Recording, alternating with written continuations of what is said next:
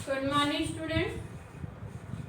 इस वीडियो में हम आपको क्षितिज भाग 1 से कविता नंबर 14 चंद्रगहना से लौटती बेल इस कविता की व्याख्या करवाएंगे। इससे पहली वीडियो में हमने आपको कवि परिचय और कविता का सारांश करवाया था। यहाँ पर आप अपने पास अपनी नोटबुक पेन पेंसिल लेकर के बैठेंगे, क्योंकि कविता के अंदर जो कठिन शब्द आएंगे उनमें से आप जो आपको लगता है उन्हें अपनी नोटबुक में लिखते रहें। यहाँ पर कवि ने जिस स्थान से वह चला था यानी कि चंद्रगहना एक स्थान का नाम है जहाँ से वह चला था, और जब वह रास्ते में बैठा वहाँ पर उसने प्रकृति को देखा, तो वहाँ प्रकृति को देखते हुए उसने अपनी कविता को शीर्षक दिया चंद्रगहना से लौटती बेल, यानी कि चंद्रगहना से वापिस आते हुए। यहाँ पर मैं आपको इसकी व्याख्या करवा रही हूँ, तो सभी बच्चे ध्यान से सुने। देख आया चंद्रगहना। चंद्रगहना एक स्थान का नाम है। देखता हूँ दृश्य अब मैं मेड़ पर इस खेत की बैठा अकेला। मेड़ कहते हैं खेत के दो भागों को आपस में जोड़ने वाला मिट्टी का जो ऊंचा स्थान होता है उसे मेड़ कहते हैं। जैसे इस प्रकार एक खेत ये है, एक ये है, इन दोनों को जोड़ने के लिए तो हमें चलने के लिए जो स्थान चाहिए इसी को हम मेड़ कहते हैं। बैठा अकेला, कवि खेत के मेड़ पर अकेला बैठा हुआ है और वहां के प्रकृति का जो दृश्य है उसको निहार रहा है। कवि ने कहा है कि वहीं मेड़ के पास एक बीते के बराबर, एक बीता कहते हैं जो एक हाथ की लंबाई होती है, जिसको बालिस्त बोलते हैं। बालिस्त बोलते हैं एक हाथ की लंबाई का जो होता है हरा ठिगना चना। ठिगना कहते हैं छोटा, यानी कि चने का जो आकार है वह बहुत छोटा है। बांधे मुरैठा शीश पर, यहाँ है मुरैठा। मुरैठा कहते हैं पगड़ी को, मुरैठा कहते हैं पगड़ी को जो सिर पर पगड़ी बांधी जाती है। शीश कहते हैं सिर। छोटे गुलाबी फूल का सजकर खड़ा है। कवि ने यहाँ प्रकृति का मानवीकरण किया है और चने को एक पुल्लिंग में प्रयोग किया है कि जब मैं खेत चंद्रगहना से लौट कर आ रहा था तो मैं खेत की मेड़ पर बैठ गया। मैंने वहां देखा कि एक बालिस्त के बराबर एक ठिगना चना अपने सिर पर गुलाबी फूलों को सजाए हुए दूल्हे की तरह सजकर खड़ा हुआ है, क्योंकि चने को उन्होंने दूल्हे का रूप देकर उसका मानवीकरण किया है। अब उसके बाद सजकर खड़ा है, पास ही मिलकर उगी है बीच में अलसी हटीली।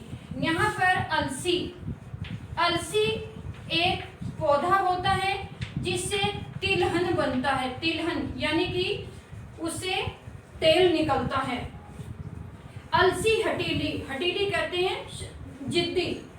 देह की पतली कमर की लचीली। यहाँ है देह, देह कहते हैं शरीर, और विशेषकर कमर, शरीर के अंदर कमर का जो भाग है उसके लिए यहाँ पर प्रयोग हुआ है। और कमर की लचीली है, यानी वह इतनी पतली है यह बहुत लचक जाती है। अब नीले फूल को सिर पर चढ़ाकर गुलाबी रंग के फूलों की पगड़ी चना बांधे खड़ा है, और साथ में जो अलसी है वो अपने सिर पर नीले रंग के फूलों को सजाकर खड़ी हुई है। यानी गुलाबी रंग के फूल चने के ऊपर हैं और नीले रंग के फूल अलसी के ऊपर हैं, और वह जिद्दी बनकर खड़ी हुई है। कह रही है जो छुए यह दूं हृदय का दान उसको। वह जिद किए हुए खड़ी है कि जो मुझे कोई छू देगा मैं उसे अपने हृदय का दान दे दूंगी, यानी मैं उसी की हो जाऊंगी।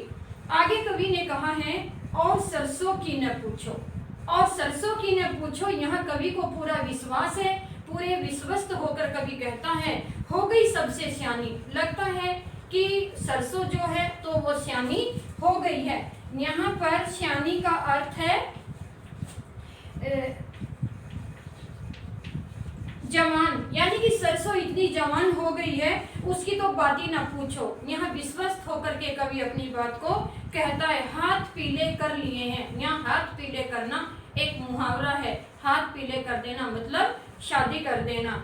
हाथ पीले कर लिए हैं। सरसों ने अपने हाथ स्वयं पीले कर लिए हैं, क्योंकि बसंत ऋतु के महीने में सरसों के जो खेत होते हैं वहां जहाँ सरसों खड़ी होती है वो सारे पीले रंग से भर जाती हैं, और लगता है कि वह अपने हाथ पीले करके स्वयं ही विवाह मंडप में पधार गई है। विवाह मंडप कहते हैं जहाँ पर कोई विवाह का आयोजन होता है, उस पैलेस को विवाह मंडप कहते हैं। पधारी का मतलब आ जाना। फाग गाता मास फागुन, बसंत के महीने में उसी वक्त फागुन का महीना होता है, होली का त्योहार होता है, चारों तरफ खुशियां छा जाती हैं। तो लगता है सरसों के हाथ पीले होने लगे हैं और फाग भी उसके मंगल गाने गाता आ गया है। देखता हूँ मैं, अब कवि कह रहा है देखता हूँ मैं स्वयंवर हो रहा है। स्वयंवर कहते हैं विवाह का एक आयोजन, जहां पर वधू अपना वर चुनती है।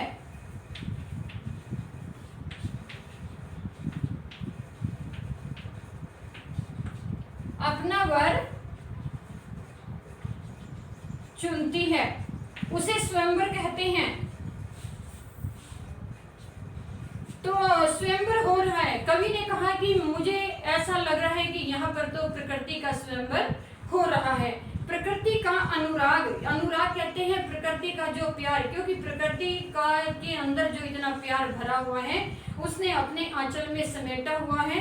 तो इस स्वयंवर का, प्रकृति का जो स्वयंवर है उसको देखकर उसका अनुराग, उसका प्यार भरा आंचल हिल रहा है। इस बीजन में, यानी इस जंगल में, बीजन कहते हैं जंगल को, बीजन कहते हैं जंगल को। बीजन का अर्थ होता है जंगल। अब दूर, कवि फिर बाद में कहता है दूर व्यापारिक नगर में, यानी कि कवि एक नगर की बात करता है कि यहाँ से कुछ दूर एक नगर है, प्रेम की प्रिय भूमि उपजाऊ अधिक है। यानी कि दूर व्यापारिक नगर से, जो ये गांव है, ये ग्रामीण अंचल है, ये नगर की चकाचौंध से थोड़ा दूर है। प्रेम की, क्योंकि यहाँ पर प्रेम की भूमि अधिक उपजाऊ है, गांव के अंदर अधिक प्रेम प्यार पनपता है और वो निस्वार्थ भाव से होता है। इस प्रकार कवि ने कहा कि नगरों के अंदर जो प्रेम पहले होता नहीं, और जो होता है तो केवल स्वार्थ के भाव से होता है। और पैरों के तले है एक पोखर। पोखर कहते हैं एक छोटा तालाब जो पानी से भरा होता है, उसे पोखर कहते हैं। पैरों के तले है पोखर। पैरों के तले मतलब कवि ने कहा कि थोड़ा साइड में नीचे की ओर एक तालाब भरा हुआ है, उठ रही उसमें लहरियां, हवा के चलने से उसके अंदर लहरियां उठ रही हैं, यानी कि पानी जो है वो लहरों, हवा के कारण लहरा रहा है। और उसके नीले तल में, उसके नीले पोखर कहते हैं यहाँ पर तालाब।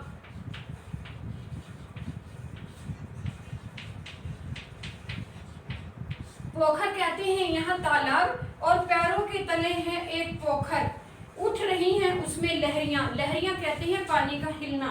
नील तल में जो उगी है घास भूरी, पोखर के अंदर जो भूरे रंग की घास उगी हुई है वह भी पानी के साथ साथ लहरियां ले रही हैं। एक चांदी का बड़ा सा गोल खंबा, यहाँ पर हम कहेंगे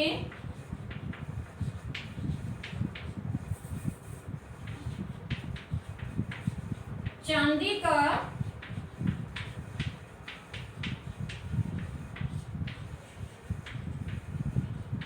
बड़ा सा गोल खंबा, इसका जो अर्थ है वो कहेंगे हम सूर्य की परछाई। सूर्य की परछाई, चांदी का बड़ा सा गोल खंबा यानी सूर्य की परछाई। और आपको पता होना चाहिए चांदी का बड़ा सा गोल खंबा जो है इसमें उपमा अलंकार का प्रयोग हुआ है, क्योंकि सात शब्द जो है वो उपमावाची शब्द है। आंख को है चकमकाता, चकमकाता कहते हैं मकाता, यानी कि जैसे चुंधियाता होता है, चुंधियाता ही लिख दो कोई बात नहीं, यानी कि चकमकाता। अब यहाँ पर कवि ने कहा है कि जो पोखर है, पोखर में जो सूर्य अस्ताचल की ओर चलता है, सूर्य की जब पोखर में पड़ती है तो एक बहुत लंबी परछाई नजर आती है, क्योंकि सूर्यास्त के समय और सूर्य उदय दोनों के समय में जब उनकी परछाई पानी में पड़ती है तो वह बहुत लंबी प्रतीत होती है, दिखाई देती है, उसका प्रतिबिंब बन जाता है। इसलिए कवि ने यहाँ पर चांदी का बड़ा गोल खंभा सूर्य की परछाई को कहा। और जब वह पानी लहरियां देता है उसके अंदर जो उसका प्रतिबिंब दिखाई देता है तो लगता है कि आंखें भी उसकी चुंधिया जाती हैं। आगे उसने कहा कि है कई पत्थर किनारे, यानी कि उस पोखर में पानी एक तालाब है, यहाँ पर एक पोखर है और इसके अंदर ये पानी भरा हुआ है। इस पानी के यहाँ पर छोटे छोटे पत्थर पड़े हैं, आधे डूबे हैं और आधे नहीं। तो यहाँ पर लगता है कि वह बहुत दिनों से चुपचाप पानी पी रहे हैं और न जाने इनकी प्यास कब बुझेगी। चुप खड़ा बगुला डुबाए टांग जल में। आगे कवि ने कहा वहीं पोखर में उसी तालाब के अंदर एक बगुला अपनी एक टांग पर नाटक करके खड़ा हुआ है, यानी कि ढोंगी प्रतीत होता है। यहाँ पर एक बगुला चुपचाप खड़ा है जो ध्यान मगन है, लगता है कि वह ध्यान मगन में है। और मछली जो है उससे ये वहम खा जाती है, उसे ये रह जाता है कि ये तो अपने ध्यान में खड़ा हुआ है। जैसे ही मछली पानी के अंदर शरारत करती हुई चंचल मछली चलती है तो तुरंत वह अपनी नींद को त्याग कर उस मछली को निकाल कर और चट अपने गले में दबा लेता है। चुप खड़ा बगुला डुबाए टांग जल में, देखते ही मीन चंचल। यहाँ मीन कहते हैं मछली और चंचल कहते हैं शरारती। चंचल कहते हैं शरारती। जब कोई शरारती मछली पानी के अंदर चलती है तो वह तुरंत अपनी ध्यान निद्रा कहते हैं निद्रा को त्याग कर उस मछली को पकड़ लेता है और पकड़कर तुरंत अपने गले में दबा लेता है, दबाकर गले में डाल लेता है। आगे कवि ने कहा है एक काले माथे वाली चतुर चिड़िया। एक और चिड़िया है जो जिसका माथा काला है और वह भी बहुत चंचल है, बहुत तेज है। श्वेत पंखों के झपाटे मार, यानी कि चतुर कहते हैं चालाक। चतुर का मतलब हुआ यहाँ पर चालाक। चालाक, एक चालाक चिड़िया तुरंत झपाटा मारती है। झपाटा कहते हैं झपटा मारती है। आसमान में बहुत ऊंची उड़ान भरती है लेकिन उसकी नजर समुद्र में रहती है। समुद्र कितना भी गहरा क्यों न हो तो जब उसे कोई ऊपर से ऊपर से मछली दिखाई देती है तो टूट पड़ती है जल के हृदय पर। हृदय कहते हैं सागर के बीच में टूट पड़ती है और वहां से जो उजली चटुल मछली, उजली कहते हैं सफेद हो या कोई ऊपर से दिखाई दे जैसे उसको चटुल कहते हैं चतुर को। यहाँ पे चटुल का मतलब भी चतुर ही है।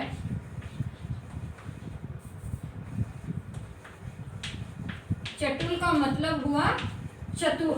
तो यहाँ पर उसने कहा कि चटुल मछली पीली चोंच में दबाकर, जैसे वो समुद्र के हृदय में झपट्टा मारती है तो वहां से उस मछली को निकाल लेती है और अपनी पीली चोंच में दबाकर अपने गंतव्य अपनी मंजिल की ओर उड़ जाती है। तो कवि यह देखकर सब हैरान रहता है और फिर कवि अंत में कहता है ओह यही है वो जगह, यहीं से भूमि ऊंची है, जहाँ कवि बैठा है वहां से थोड़ा सा भूमि ऊंची है। रेल की पटरी गई है और ट्रेन का टाइम नहीं है। मैं यहाँ सब छंद कहते हैं स्वतंत्र, यानी कि कवि जो है वह आजाद है और आजाद होकर वह बैठा हुआ है। उसने कहा ओ यही वो भूमि है, यहाँ से ट्रेन की पटरी गई है और क्योंकि अभी ट्रेन का समय नहीं है मुझे भी अभी जाना नहीं है और मैं यहाँ स्वतंत्र बैठा हूँ, क्योंकि प्रकृति का उसे जो दृश्य देखने को मिल रहे हैं उससे वह बहुत प्रभावित हो रहा है। नेक्स्ट पंक्तियों में कवि कहता है चित्रकूट की अनघड़ चोड़ी, कम ऊंची ऊंची पहाड़ियां। चित्रकूट भी एक विशेष स्थान का नाम होता है। आपको याद होगा कि जब श्री रामचंद्र जी वनवास गए थे तो वो कुछ समय के लिए चित्रकूट में रहे थे। अनघड़ चोड़ी, अनघड़ कहते हैं बिना गढ़ी हुई, यहाँ अनघड़ कहते हैं बिना बिना तरीके की, यानी कि बिना तरीके की। जो अनघड़ हैं वे प्रकृति की देन है। वहाँ की जो पहाड़ियाँ हैं वह ऊंची नीची खड़ी हुई हैं और बहुत दूर दिशाओं तक फैली हुई हैं। बांझ भूमि उसे कहते हैं जिसके अंदर कोई फसल नहीं होती। इधर उधर रीवा के पेड़ खड़े हैं। रीवा एक कांटेदार वृक्ष है। आप इस पुस्तक में देख सकते हैं कि ये जो पेड़ है ये रीवा का पेड़ है।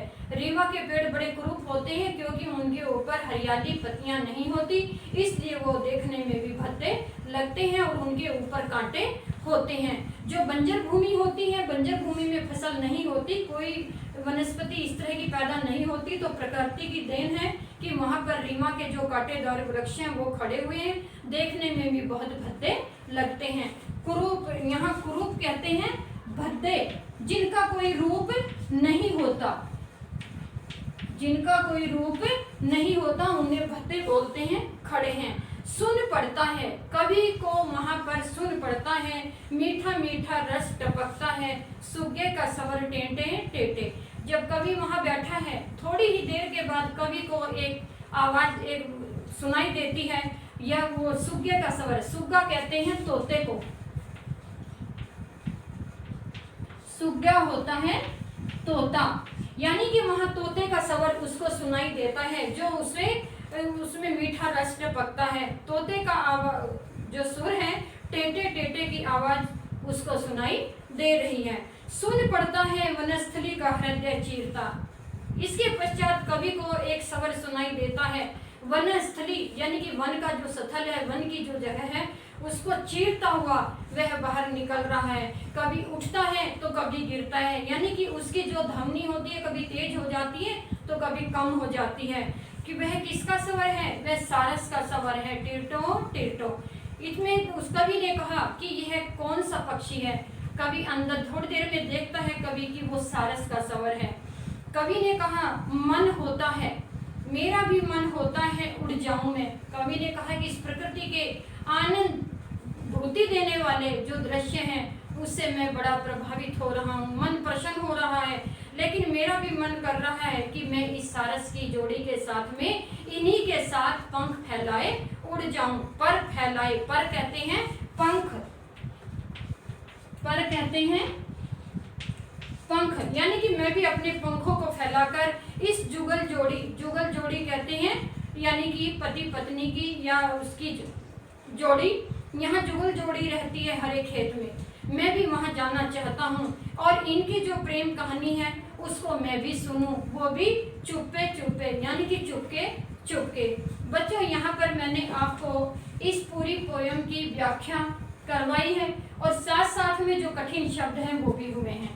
अब आप इन व्याख्याओं को याद करते हुए इनके अंदर कुछ अर्थ ग्रहण संबंधित प्रश्न हैं, उनका नाम है अर्थ ग्रहण संबंधी प्रश्न है। छोटे छोटे प्रश्न है, पूरी कविता आपको याद हो गई होगी। इनमें से छोटे छोटे प्रश्न आपको छांटने हैं, याद करने हैं, अभ्यास वाले वो प्रश्न आपको अपनी उत्तर पुस्तिका में लिखने हैं। तो ये आपकी जो पोयम थी इसकी व्याख्या मैंने जो करवाई है, ये व्याख्या भी आपको पूरी तरह से याद होनी चाहिए।